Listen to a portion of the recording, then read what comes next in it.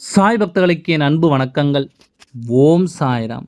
என் அன்பு குழந்தையே, இன்று உன் சாயப்பா சொல்கின்ற வார்த்தைகளை என்னவென்று செவிகொடுத்து கேட்பாயா?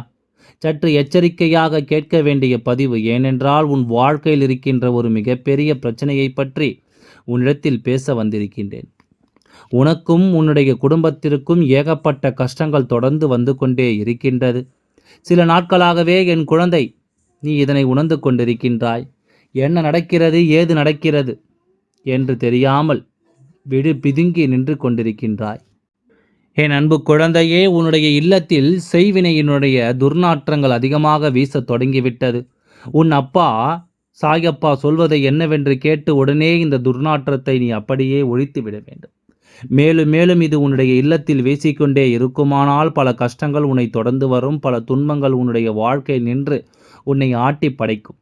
என்ன நடக்கிறது, ஏது நடக்கிறது என்று சொல்லி என் குழந்தை வேதனைப்பட்டு கொண்டிருக்கின்ற இந்த நேரத்தில்தான் இந்த சாயப்பா உனக்கு இந்த செய்தியை தர வேண்டிய நேரம் வந்திருக்கிறது. எவ்வளவு கஷ்டங்களுக்கு மத்தியில் இந்த வாழ்க்கை உனக்கான பல நல்ல விஷயங்களும் நடந்து கொண்டிருக்கிறது. ஆனால் செய்வினைகள் என்பது அவ்வளவு எளிதில் நம்மால் ஏற்றுக்கொள்ள முடியாத ஒரு விஷயம் அல்லவா?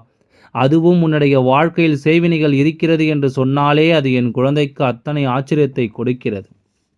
நான் என்ன பாவம் செய்தேன், யாருக்கு என்ன துரோகம் செய்தேன், எனக்கு எதற்காக செய்வினைகளை செய்கிறார்கள், யார் வாழ்க்கையையும் ஒரு நொடி பொழுதேனும் அழிக்க வேண்டும் என்று நினைத்ததில்லையே என்று சொல்லி என் குழந்தை வருத்தப்பட்டு கொண்டிருக்கிறாய் அல்லவா? உன்னுடைய எண்ணங்களை என்னால் நிச்சயமாக புரிந்து கொள்ள முடிகிறது. நீ என்ன நினைக்கிறாய் என்பதனை என்னால் நிச்சயமாக தெளிவாக உணர முடிகின்றது.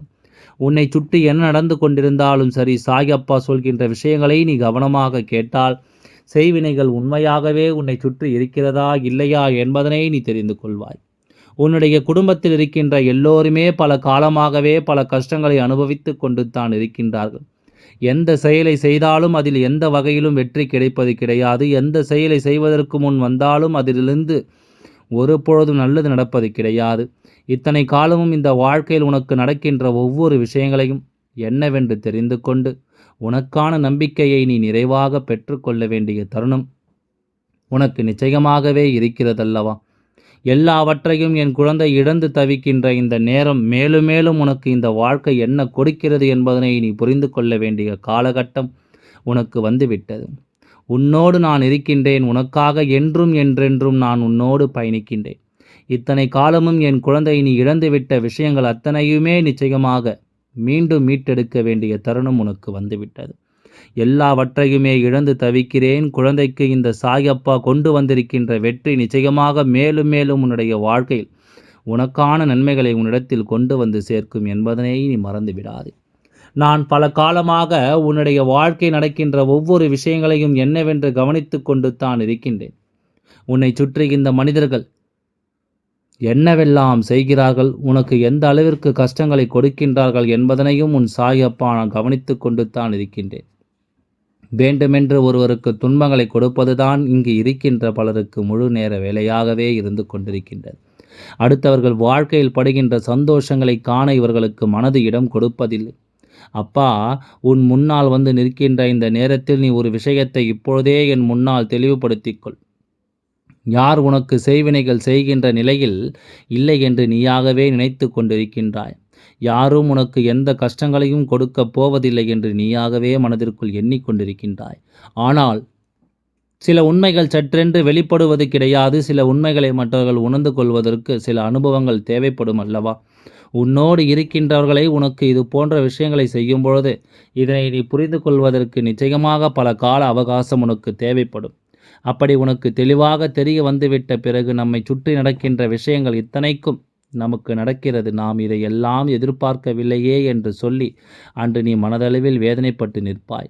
அதனால்தான் சாயப்பா எப்பொழுதுமே சில விஷயங்களை சில துரோகங்களையும் உனக்கு முன்கூட்டியே நான் எடுத்துச் சொல்லி கொண்டிருக்கின்றேன். உன்னோடு நான் இருந்து உனக்கு கொடுக்கின்ற விஷயங்கள் அத்தனையுமே என் குழந்தை சரியாக நீ எடுத்துச் சொல்ல வேண்டும். இந்த வாழ்க்கை உனக்கு என்ன கொடுக்கிறது, ஏது கொடுக்கிறது என்பதனை நீ முழு மனதார தெரிந்து கொள்ள வேண்டும். அதாவது ஒவ்வொரு நாளும் சாயப்பா உன் முன்னால் கொண்டு வந்து சேர்க்கின்ற விஷயங்கள் எல்லாவற்றையுமே நீ தெளிவாக புரிந்து கொண்டிருந்தாய். ஆனால் செய்வினைகள் உன் இல்லத்திற்குள் வந்ததை நிச்சயமாக நீ கண்டுபிடித்திருப்பாய். உன்னுடைய வாழ்க்கையில் எப்பொழுதுமே ஒருவர் இருந்து உனக்கு துன்பங்களை கொடுத்தாலே அதை சகிக்க முடியாது. ஆனால் பலரது முயற்சி உன் வாழ்க்கையில் செய்வினைகள் அரங்கேறி இருக்கிறது என்பதுதான் இப்பொழுது நீ தெரிந்து கொள்ள வேண்டிய விஷயம்.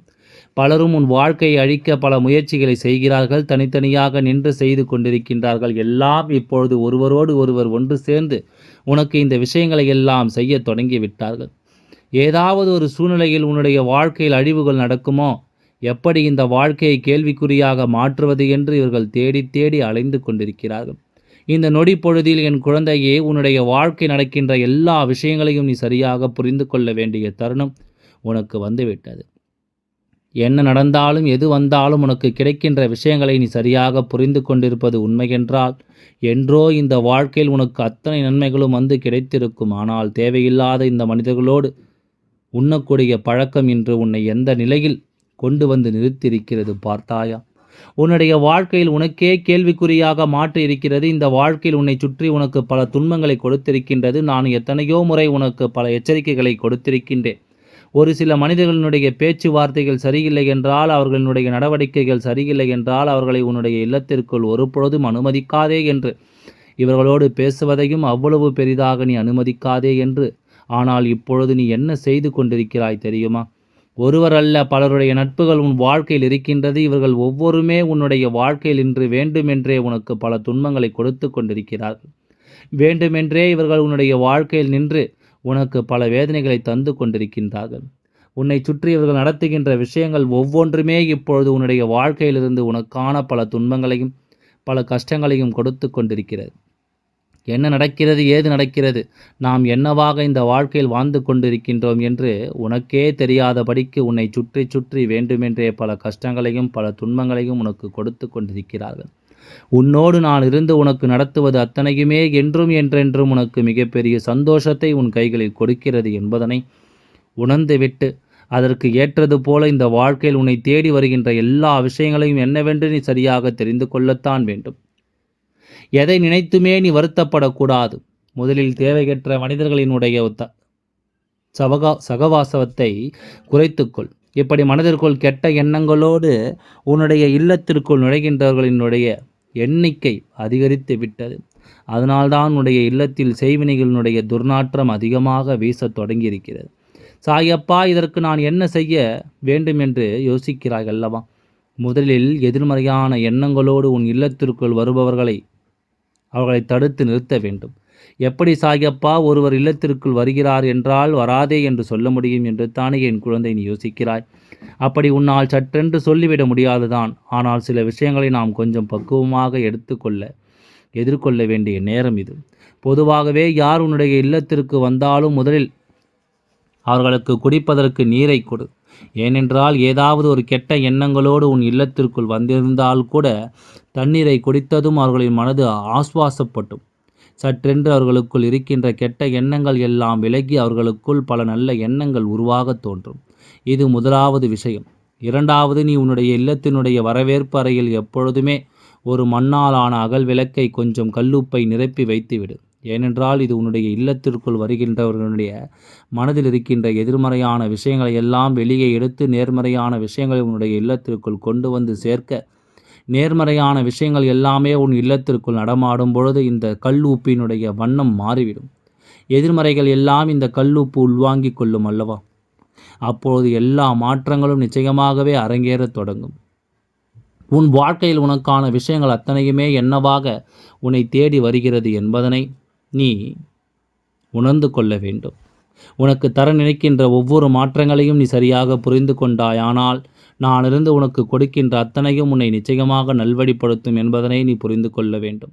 சாயப்பா சொல்வது உனக்கு விளையாட்டாக இருக்கலாம். ஆனால் உன்னுடைய இல்லத்தில் தொடர்ந்து கெட்ட விஷயங்கள் நடக்கிறது என்றால் அதற்கு காரணம் என்ன தெரியுமா?